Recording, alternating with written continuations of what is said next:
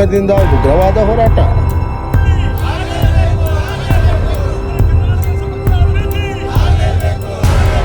ಸಮಗ್ರ ಉತ್ತರ ಕರ್ನಾಟಕ ಅಭಿವೃದ್ಧಿಗೆ ವಕೀಲರ ಸಂಘ ಬಂದಂತ ಸರ್ಕಾರಗಳಿಗೆ ಮನವಿ ಮುಖಾಂತರ ನಿವೇದನೆ ಮಾಡಿಕೊಂಡರು.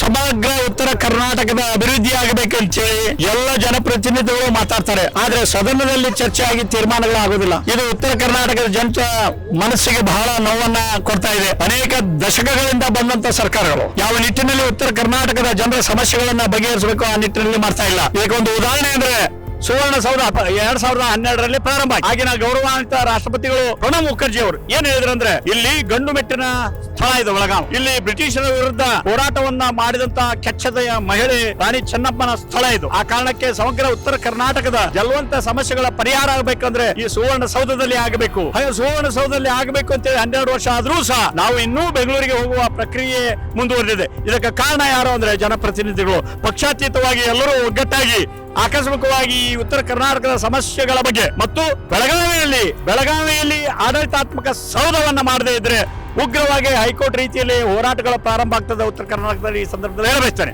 ಸಹ ಸಂಬಂಧ ಇಲ್ಲವೇನೋ ಎನ್ನುವ ಸರ್ಕಾರ ನೀವು ಪ್ರೈವೇಟೈಸೇಷನ್ ಲೆಕ್ಕದೊಳಗೆ ನೀವು ಮಾಡಕತ್ತೀರಿ ಅಂದ್ರೆ ಸಾರ್ವಜನಿಕರಿಗೆ ಉತ್ತರ ಕರ್ನಾಟಕಕ್ಕೆ ಮಲತಾಯಿಯ ಧೋರಣೆ ತೋರುತ್ತಿರುವ ರಾಜ್ಯ ಸರ್ಕಾರ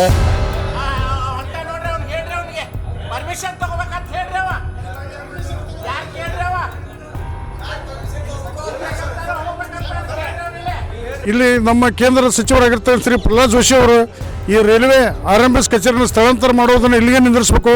ಅದೇ ರೀತಿ ಇದಕ್ಕೆ ಸಂಬಂಧಪಟ್ಟಂಗೆ ಧಾರವಾಡದ ಶಾಸಕರಾಗಿರ್ತಕ್ಕಂಥ ಶ್ರೀ ಅರವಿಂದ್ ಬೆಲ್ಲದ್ ಅವರು, ಅದೇ ರೀತಿ ಸಂತೋಷ್ ಲಾಡ್ ಅಂತೂ ವಕೀಲರು ಅಂತೇಳಿದ್ರೆ ಅವ್ನು ಕಣ್ಣಾಗೆ ಕಾಣೋದಿಲ್ಲ.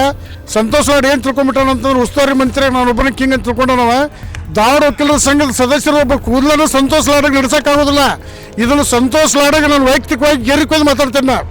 ಯಾಕಂತಂದ್ರೆ ಇದು ಹೈಕೋರ್ಟ್ ಪೀಠವನ್ನು ಹೋರಾಟ ಮಾಡಿ ಪಡೆದಿರ್ತಕ್ಕಂಥ ನಮ್ಮ BD ರಮಣರ ನೇತೃತ್ವದೊಳಗೆ ಹೈಕೋರ್ಟ್ ಪೀಠ ಹೋರಾಟ ಮಾಡಿರೋ ನೇತೃತ್ವದೊಳಗೆ ಹೈಕೋರ್ಟ್ ಪೀಠ ಪಡೆದಿರ್ತಕ್ಕಂಥ ಒಂದು ಸಂಘ. ಈ ಸಂಘಕ್ಕೆ ಒಂದು 150 ವರ್ಷದ ಇತಿಹಾಸ ಐತಿ.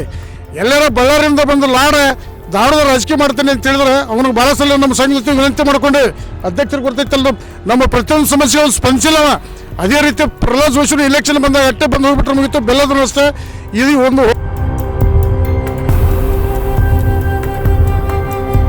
ಕೇಂದ್ರ ಸಚಿವರಾದ ಪ್ರಹ್ಲಾದ್ ಜೋಶಿ ಅವರಿಗೆ ವಿನಂತಿ ಮಾಡ್ಕೊಳ್ತೇವೆ. ಯಾಕಂದ್ರೆ RMS ಅನ್ನೋದು ರೈಲ್ವೆ ಡಿಪಾರ್ಟ್ಮೆಂಟ್ ಅದು ಅಷ್ಟಕ್ಕೆ ಸಂಬಂಧ ಅಲ್ಲ.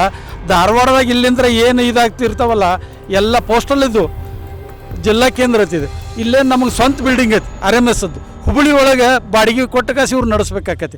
ಅದರ ಸಂಬಂಧಾಗಿ RMS ವರ್ಗಾವಣೆಯನ್ನು ತಡೆ ಹಿಡಿದ ನಮ್ಮ ಧಾರವಾಡಕ್ಕೆ ಕೊಡಬೇಕಂತ ನಾವು ಒತ್ತಾಯಪೂರ್ವಕವಾಗಿ ಅವ್ರನ್ನ ಇವತ್ತು ಅಕಸ್ಮಾತಾಗಿ ಇದಕ್ಕೆ ಅವ್ರ ಸ್ಪಂದನೆ ಆಗಲಿಲ್ಲ ಅಂದ್ರೆ ಅವ್ರ ಮನೆ ಮುತ್ತಿಗೆ ಆಗ್ತವೆ. ಉಗ್ರ ಹೋರಾಟ ಅಕಸ್ಮಾತ್ ಇದನ್ನು ಅವರ ಸಣ್ಣ ರೀತಿ ಒಳಗೆ ಏನು ಬಿಡಿ ಇದೇನು ದೊಡ್ಡ ಸಮಸ್ಯೆ ಅಲ್ಲ ಅಂತ ತಿಳ್ಕೊಬಾರ್ದು. ಇದು ದೊಡ್ಡ ಸಮಸ್ಯೆ ಐತೆ. ಅಕಸ್ಮಾತ್ ಅವ್ರು ಇದಕ್ಕೆ ನಮ್ಮ ತೀರ್ಮಾನಕ್ಕೆ ಒಪ್ಪಲಿಲ್ಲ ಅಂದ್ರೆ ನಾವು ಅವ್ರ ಮನೆಗೆ ಮುತ್ತಿಗೆ ಹಾಕ್ತೇವೆ. ಧಾರವಾಡ ವಕೀಲರ ಸಂಘದಿಂದ ಮುತ್ತಿಗೆ ಅಂತೇಳಿ ಅವ್ರು ನೋಟಿಸ್ ಕೊಟ್ಟ ಕಾಸನ್ನ ಮುತ್ತಿಗೆ ಹಾಕಿಸ್ತಾನೆ.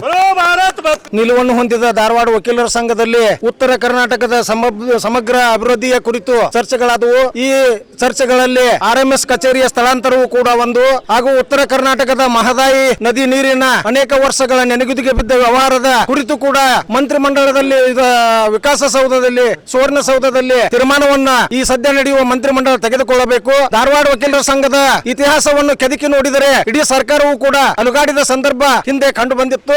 ಅದು ಸರ್ಕಾರಕ್ಕೂ ಗೊತ್ತು. ನಮ್ಮ BD ಹಿರೇಮಠರವರ ನೇತೃತ್ವದಲ್ಲಿ ನಡೆದ ಐತಿಹಾಸಿಕ ಹೈಕೋರ್ಟ್ ಪೀಠದ ಹೋರಾಟದ ಸಂದರ್ಭದಲ್ಲಿ ಇಡೀ ಸಚಿವರ ದಂಡು ಧಾರವಾಡದ ವಕೀಲರ ಸಂಘದ ಟೆಂಟ್ನಾಗಿರ್ತಿತ್ತು. ಅಂತಹ ಇತಿಹಾಸವನ್ನು ಹೊಂದಿದ ವಕೀಲರ ಸಂಘದ ನಿರ್ಣಯಗಳನ್ನ ಕಡೆಗಣಿಸುತ್ತಾ ಬಂದುತ್ತಿರುವ ಕೇಂದ್ರ ಮಂತ್ರಿಗಳು ಹಾಗೂ ರಾಜ್ಯ ಸರ್ಕಾರಕ್ಕೆ ಈ ವಕೀಲರ ಸಂಘದ ವೇದಿಕೆಯ ವತಿಯಿಂದ ಇವತ್ತಿನ ನಿರ್ಣಯದ ವೇದಿಕೆಯ ವತಿಯಿಂದ ಧಿಕ್ಕಾರವಿರಲಿ. ಕೂಡಲೇ ಸಮಗ್ರದ ಅಭಿವೃದ್ಧಿಯ ಪಥದ ನಿಲುವನ್ನು ತೆಗೆದುಕೊಂಡಲ್ಲಿ ನಾವೆಲ್ಲರೂ ಒಗ್ಗಟ್ಟಾಗಿ ಸರ್ಕಾರಕ್ಕೆ ಕೈ ಜೋಡಿಸ್ತೇವೆ. ಇಲ್ಲವಾದಲ್ಲಿ ಸರ್ಕಾರದ ವಿರುದ್ಧ ಹೋರಾಟ ನಡೆಸಿ ಸರ್ಕಾರವನ್ನು ವಿಧಾನಸೌಧದ ಎದುರಿಗೆ ಮುತ್ತಿಗೆ ಹಾಕಿ ಈ ಸಂದರ್ಭದಲ್ಲಿ ನಾವು ಈ ನಿರ್ಣಯ ಏನು ತಗೊಂಡೇವೆ ಅದನ್ನು ಸಂಪೂರ್ಣಗೊಳಿಸ್ತೇವೆ ಅಂತ ಹೇಳಿ ಸರ್ಕಾರಕ್ಕೆ ಈ ಮೂಲಕ ಕಿವಿ ಮಾತನ್ನು ಹೇಳ್ತೇವೆ. ನಾನು SH ಬಳಗಣ್ಣವರಂತೇಳಿ ವಕೀಲರು ಧಾರವಾಡ. ಕ್ರಾಂತಿ ಸಮಾಚಾರ ಧಾರವಾಡ.